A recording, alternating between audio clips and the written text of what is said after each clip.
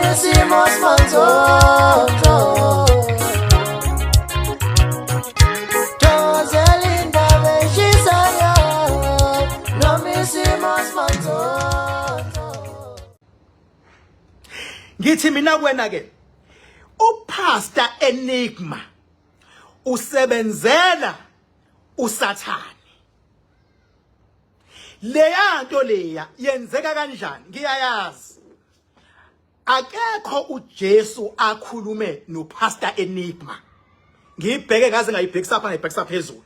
Kodwa wenzeke lento nawe uzoyikhumbula lento umbona umuntu mayisegula esezoshona uyaye ezwe izinto ezikhulumayo emadlebeni noma umuntu bezohlanya noma esehlanya uzwa izinto ezikhulumayo emadlebeni. Ukumbona umuntu bengabedla emgqomeni kaDoti akubi iphupho lakhe ukuthi one day ngizodla emgqomeni kaDoti. Ungenwa umoya wesilwane ongafuni ukumbona ephumelela, ofuna ukuthi ashone phansi ukuze nomndeni wakhe ushone phansi. Bese lento iyakhuluma emadlebeni bafethu uma ningayazi into ekhuluma emadlebeni samele nikhule. Bese iyakhuluma lento azayiphendule. Ithi hamba uye emgqomeni. Ithi uyabona bonke labantu abakufuni azayiphendule. Athi hayi ngiyababona. Umehluko lento mayikhuluma iyayixova inkulumo. Ithi kukhuluma ngalokhu kuqhamuke enye eceleni ikhulume ngalokhu. Umuntu umuze ekhulume ngathi into yakhe ayikhulumayo ayihlangani. It's because ulalela izinto eziningi ezikhuluma kuyena. Athi umuntu hayi hamba udle emgqomeni. Yabo athi omunye hayi khona ibhasi. Yabo aphendula athi hayi ibhasi. Athi hayi ngizodla. Qhamukenye ithi abakufuni kini. Athi hawu bayangithakatha. Qhamukenye lekuzana ezothi wena uyagula wena athi hawu angihlanye. Ingoba kukhuluma izinto eziningi kukhulumele. NaPastor Enigma unaleyo nkinga kuyena kukhulume izinto eziningi emadlebeni. Lezi zinto eziningi wabe seyayihluza wayihluza kwagcina kusala eyodwa ayizwayo mayimhlomekisa. Wasiyiqamba igama lento ayizwayo. Wayiqamba igama. Wathi igama lalento le ekhuluma emadlebeni edonsele emuva impilo yakhe. Wayiqamba igama wathi lonto uJesu. Wavele wayipha nje igama wathi uJesu lonto. Wathi uJesu lokhuluma kumo. Uthini lo Jesu? Lo Jesu akafuni ukuthi uPastor Enigma abe nomfazi. Usuyabona manje uzowakha kanjani umuze ngenayo umama. Akafuni uPastor Enigma. Iqala ngaye lento. Akafuni ukuthi abe nomfazi. Lento ayifuni uPastor Enigma ukuthi asebenze. Yayizwa manje ibisi yabuya. Angithi abantu banenkinga ngaphandle. Angithi abantu banoshukela. Angithi abantu kubaneystress. Ibisi yabuya lento. Ibheke into abantu ekufanele bangayenzi uma beyenza bazophumelela. Uma ujima wonke umuntu uyazi mawujima ukuthi uzoba health mawujima. Wonke umuntu uyazi mawujima ukuthi kunezifo ezophuma because enkathi exercise igazi liyahlangana uba active nezifo zimfuna umuntu active because sifuna kube izona eziactive emzimbeni womuntu. Mawujima nje amadimoni ayayiphumela izifo ziyaphuma. Uzothini yena? Uzothi lo Jesu okhuluma kuyena uthi akafuni nijime. Akafuni nijime. Angithi uyabona ke manje. uJesu uthi akafuni. Ngoba yini ukujima kuyisono kuphi bese ethi mawuvula umnyango azongena amadimoni. Uyezwa ke manje uyasatshiswa. Uzokwenzeka iphuthu umlalele uvela ungayi kojima ushawe ushukela kunyuka izifo uwonakala umzimba bese uyashona. Ulalele umuntu ongenwe umoya wobulwane ohlukumeza yena.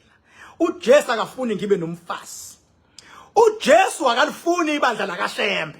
Usuyazwa ke manje bangakanani abantu abaphilayo ngokubiza igama likaShembe ukuze labo bantu amadimoni akwazi ukubahlasela ufuna basebenzise leli elikhulu ukuthi lithini lithi abayeke ukusonta kaShembe. Baye ngaphela nawo ibisi yangena kipi. Angazi noma nyangizwa nibafowethu. uJesu akafuni kucelebrate uChristmas. Cabanga bafowethu ukuthi unyaka wonke usebenza kanzima kanjani. Nawe uyayidinga ukuphumula ngoDisember, siyakudinga ukubhiyoza, siyayidinga ukutshekedula, siyakudinga egameni kodwa lokuthi we are celebrating something. Ukujabula siyakudinga kodwa athi yena hayi uJesu akafuni insembe Christmas. Ukuze abantu babe zigqila ukuthi kusetshenzwe one way kungajatshulwa kube nani. Into yakhe iyalwa. Azokhuluma ngokuthi uJesu uthi bengabe unemoto ezu10. Angithi manje ayizona ithini? Ithi akufanele ube nemoto eziningi nemizi eminingi. Awulungile lapho. Ufuna ungabi nalutho. Uma unemoto ezu10, thathe yodwa ke nika yena. Usuyambona utsotso njani loyo? Bafethu, izwani ngami. Akazenzi futhi ngeke wenze lutho kumshintsha ngoba usengenwe ilento. Ifana nomuntu bengabe yodla emgqomeni. Awupetebula umgqomo. Isho lento. Ithi vula lapha. Khona isinkwa. Asibone isinkwa. Ithi hayi sidle. Uzosutha asivule isinkwa asidle. Ithi lento ungagezi. Beke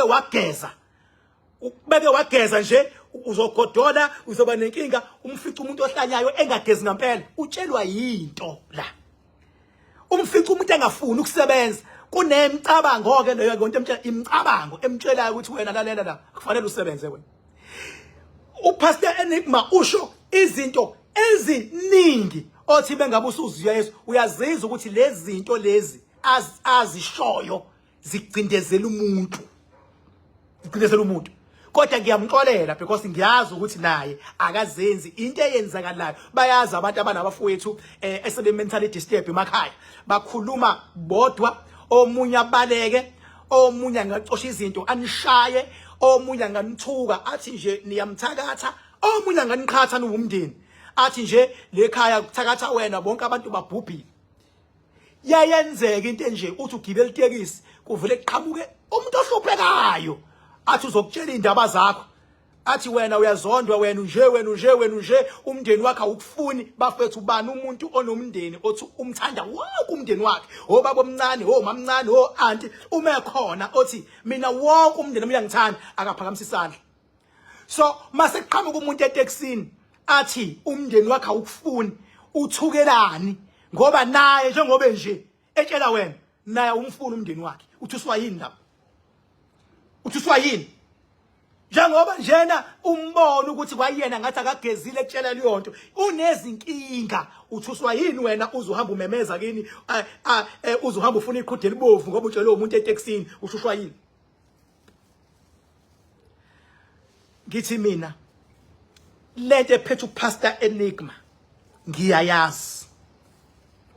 Ibaqedile abafowethu. Umuntu kade right usekhuluma yedwa. Usuyamfika udle emgqomeni. Uyamfika ujijela abantu ngezitini emgwaqweni. Usuke etshelwa yinto ethi kumanje kunje. Athi ufunda iBhayibheli alibhekise phansi kwayilona, alicontradicte kwayilona, mawumnikeza ifollow up bese ethi siyalwa yini. Usho phela bengabe silwa. Angithi asilwi. Elami nje lithi akathunyiwe uNkulunkulu. Uma ethunywe uNkulunkulu uzogqugquzela abantu ukuthi bafowethu sebenzani. Wake watshelwa umuntu othi uyakusiza ingane yakhe igula bese ethi ayiphume esikoleni ayihambi yothwasa ngoba abantu abadala bayifuna intwaseni. Abantu abadala abanjani abangathi ingane ayiphume esikoleni ahambe yothwasa? Lo muntu omhambile usebenziswa yilento egulisa ingane ukuthi kudonsebe ikusasa lengane emuva. Uma kuyidlozi eligulisa ingane aliyenza ingane ihlakaniphe kakhulu. Mahlakaniphe kakhulu bese liyafika ngamaphupho mase liyasho ukuthi lona lifunani njengoba lilekelele ingane ihlakaniphe. Wakwatshela umuntu ukuthi uxakekile kuthi ushawa idlozi lakho nawe uzulizonda idlozi lakho. Izwa ngami idlozi lakho alisoze lakushaya mfethu. Ngenkathi bekutshela kanjalo uzoqala uzonda idlozi lakho. Shuthi usuhlangene nalezi izilwane ezilwa nedlozi lakho ngoba zisebenzisa umuntu kwayena oppossessed ukuthi akakutshele something ezokwenza uzonde umuntu wakini. This is the reason why namhlanje ngithi bafowethu umuntu kaNkulunkulu ukhuluma ukuphila. Angazi uzothini. Gqugquzela lo muntu osebenzayo uthi mfowethu kuzolunga. Gqugquzela lo muntu ojimayo ukuthi mfowethu njengoba ujima nje zizophuma izifo. You are doing the right thing. Gqugquzela lo muntu oyihasla. Gqugquzela labantu abashadile ukuthi ababambisane umshado wabo abawukhulekele uzonqotshwa. Musu ukuthi abantu abaphume emshadweni yabo ngoba naba ushadanga. Musu ukuthi abantu aba-attend umshado kaSominzi bonke babengenwa amadimoni. Umuntu oyidimoni lapho uwe, because uthandazela ukuthi into zabantu azibe zimbi, azingenzeki ngendlela. Khuluma ukuphila. Uyabona le yankunzi ethi uPastor Enigma ekuthiwa ikhuluma ukuphila, ekuthiwa ithi kubantu uJesu uthi lezo nkingo onazo ekhaya zizonqotshwa. Bekezela mzalwane. uJesu uthi abajimayo abaqhubeke bajime. uJesu uthi sebenza kanzima ukuze uthole onakho, sebenzela ingane zakho. Into osunayo invest it for your kids. Hayi athi thatha unikeze yena. Kuningi uyabona mangathiwa ngibala yonke into ayishoyo. Nawe njengoba sengichazele lento uzoqala ke manje uhamba ulalele ukuthi kahle kahle uthini. Akakhuluma ukuphila. Akekho uNkulunkulu engathiwa uNkulunkulu uthi kubantu bakhe ningabi nalutho. Akekho uNkulunkulu ongathi kubantu bakhe ungabi namfazi. Isilwane leso. Akekho uNkulunkulu ongathi into nayo ayibusisiwe mawucebile awubusisiwe. Ayikho into enjalo. Ayikho into enjalo. Usathana usho njalo. Usathana. Akekho umuntu ongathi ungayenza inkonzo esekamelweni bengabuyenza kuzongena idimoni nalo lifuna ukwenza. Wena khuluma ukuphila ukuthi jabulisa umuntu wakho ukuze kube nokuthula endlini. Mase kunokuthula endlini noNkulunkulu ngomunye ke wesithathu ngoba kunokuthula. Usowesithathu yena. Kodwa mawuthi abantu abangalali uyafuna nje lo munye. Bazoxabana nje ngoba khona ayifuna yangafuni nawo lo. Uyabakhatha lapha. Engathi bexabana uNkulunkulu uyabaleka, idlozi liyabaleka, alizwani nomsindo. Kahle kahle nje mina ngathi uPastor Enigma akayishintshe lento ekhuluma kuyena ngiyayazi. Ikikhulume kwabanye odadewethu. Iuqove uqede umndeni. Omunye ayikhulumi ngokufana. Omunye kuvele kuvuka into engathi kuvuka idlozi. Bese yabanjwa omunye sakaze ngephansi bese yakhuluma. Uma uzokhuluma sekuvuka idlozi kuwena usulele phansi. Ngiyayazi into esuke ikhuluma lapha. Uze ungakhulumi ukubhubhisa. Mase kuvuka idlozi alikhuluma unqoba. Alikhuluma ukuthi imali yale ekhaya kuzocetshwa kanjani. Angabe khona idlozi ukuthi walivuke kumuntu seyakhuluma kule kuthiwa hayi sathakathwa usibani bani uvalele bani ekopini nikhuluma ingane kwani. Ngoba senikhulumile idlozi alilungise phela liyonto ukuthi izolunga kanjani. Ngoba gaga labantu abawayo bakhuluma. Abasho ukuthi into yabo izolunga kanjani. Abasho. Kugcina ikhatha nje lento, ikhatha nje. Engathi umuntu angathi besawile esisakhuluma lento. Uvele uthi ngicela u1 million bathi abadala. Athi abantu abadala sinihlonipha impela. Cela nje u1 million rand. Siyanibona senifikile. Siyanibona niyakhuluma kulomzimba. Sicela nenze nje u1 million bathi abadala. Hayi khona umzala wakho osibulalayo wathatha izilwane. No siyamuzwa umzala obulalayo. Sicela nje imillion bathi abadala. Zingaphela lento zokuqhatha abantu nokukhuluma izinto abantu abangazazi. Slowly ngibonga mina ukuthi abantu bakwazile ukumbona uPastor Enigma. Azokhuluma ngenkonzo eziphilisa abantu, azokhuluma ngolehanyana.